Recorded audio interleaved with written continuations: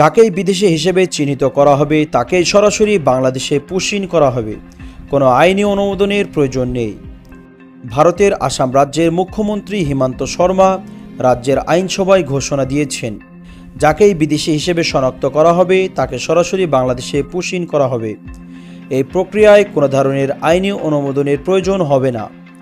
আইনসভায় মুখ্যমন্ত্রী জানান, এ বিষয়ে রাজ্যের জেলা প্রশাসকরা ডিসি সরাসরি সিদ্ধান্ত নিতে পারবেন।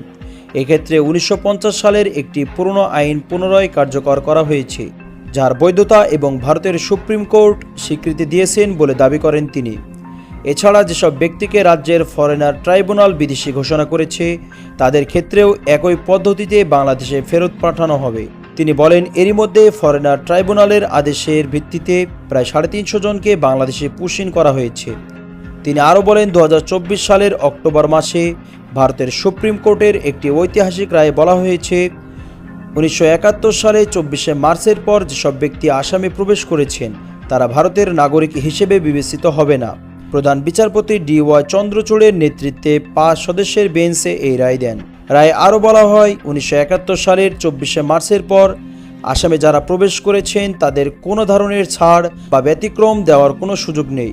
আদালত নির্দেশনা দেয়, 1950 সালের পুশিন আইন বৈধ এবং সে আইনের আওতায় জেলা প্রশাসকরা চাইলে যে কাউকে পুশিন করতে পারবেন। আইনি প্রক্রিয়ার প্রয়োজন হবে না। ডিফেন্স এক্সপ্রেস বাংলার প্রিয় দর্শক বন্ধুরা, এভাবে বাংলাদেশে যদি ভারতীয় নাগরিক পুশিন করা হয় তাহলে সীমান্তে আরও অরাজকতার সৃষ্টি হবে। আপনি কি মনে করেন? অবশ্যই কমেন্টে জানাতে ভুলবেন না।